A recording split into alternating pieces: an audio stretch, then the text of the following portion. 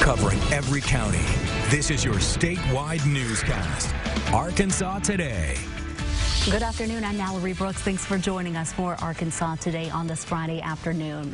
Friends and family are mourning the loss of 19-year-old Rebecca Harpool. The University of Central Arkansas student died after being hit by a car on campus.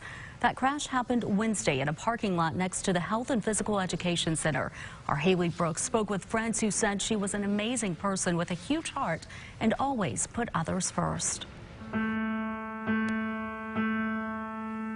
It was really heartbreaking and very, very difficult.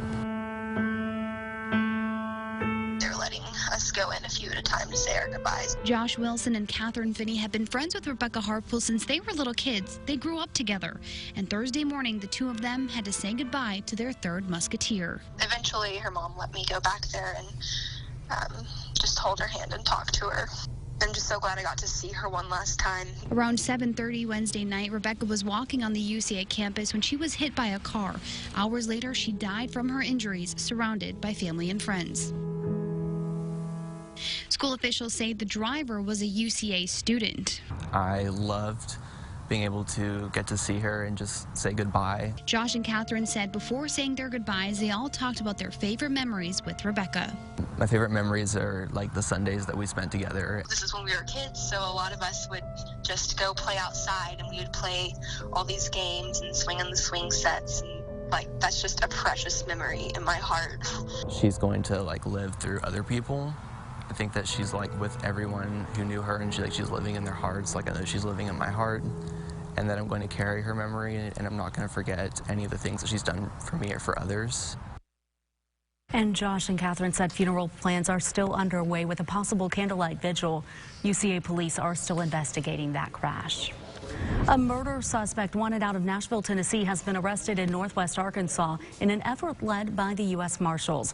The Western Arkansas Fugitive Task Force says they captured Javier Holloway Jr., who was wanted in connection with the murder of Terry Smith of on Edge Hill Avenue in Nashville, Tennessee in late December. On January 9th, they captured Holloway in Pope County. He is now being held at the Pope County Detention Center awaiting extradition. Little Rock police say one of their detectives has been arrested early Thursday morning. They say Detective John Brawley was arrested and charged with domestic assault and is being investigated by an agency in another jurisdiction. Detective Brawley has been placed on administrative leave as a result, and an internal investigation will be conducted by the department. The Chico County Memorial Medical Center has announced more cuts to alleviate growing expenses from over the last several years, including the closure of the Rural Health Clinic. Many in the area have expressed concern over the change, worrying what lengths they will need to go to get health care. But the CEO said the hospital has lost $5.5 million over the past 5 years, and the clinic was a major contributor to that loss. We started looking at individual departments to see what they were doing financially. And that's when we realized the clinic was losing $25,000 to $35,000 a month. That's not in tears. While the hospital says that it's just trying to stay in business by making these cuts, critics say they aren't keeping the most at-risk patients in mind. The clinic is set to close on February 13th. A group of DJs in northwest Arkansas are pitching in to help people impacted by the devastating fires in Australia, which have prompted evacuations and threatened wildlife. The benefit concert is called Arkansas for Australia, and it's happening tonight in Fayetteville. The DJs teamed up with painters and even a t-shirt company to donate time and resources. It's affecting, tons of people. 500 million animals have died in these fires, so it's the least that we can do as a community to contribute to the things that are going on over there.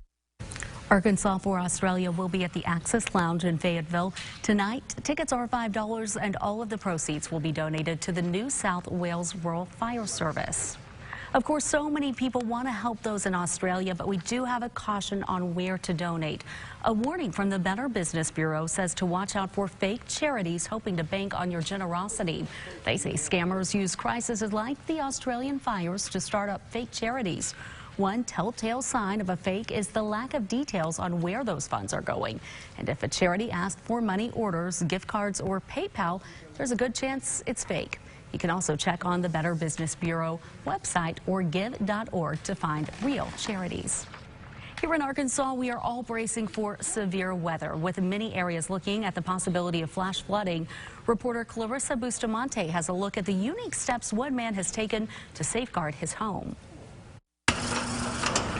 With only a couple items touching the ground, this isn't your average garage. It's a few $100s and a little bit of time, but it's worth it to get your things off the ground and protect them. After living in this Cave Springs house for a year and a half, Heath Sharp has learned a thing or two about what happens when it rains. 364 days a year, this is a great place to live. October 6th of last year, Sharp's house, an island surrounded by water. The water is just pouring in that window right there, and that's that window right there. He built these shelves to get everything off the ground and added rocks as a buffer between him and the creek. I don't have to get up at 3 o'clock in the morning knowing that things are off the ground when I realize the creek's coming up really fast. Using the National Oceanic and Atmospheric Administration app, he tracks the water just feet away from his home. Normally the creek is quiet like it is right now, but it becomes a different being when you get several inches of rain. Fayetteville could also be seeing some of that heavy rain, and the city's transportation team says it's ready for whatever the storms bring. We keep a person on call 24/7. This is Assistant Transportation Manager Keith Shreve. We've got drainage crews that check the storm drains, check the ditches, make sure everything's open and clear. Shreve says crews do these checks routinely, but if you see something where you live, they'll come out and clean it so your road doesn't flood. Handling heavy rains isn't something new to Shreve or Sharp, which is why the pair emphasizes safety and preparedness. Just realized how powerful water can be, and I just don't want anything to happen to anybody.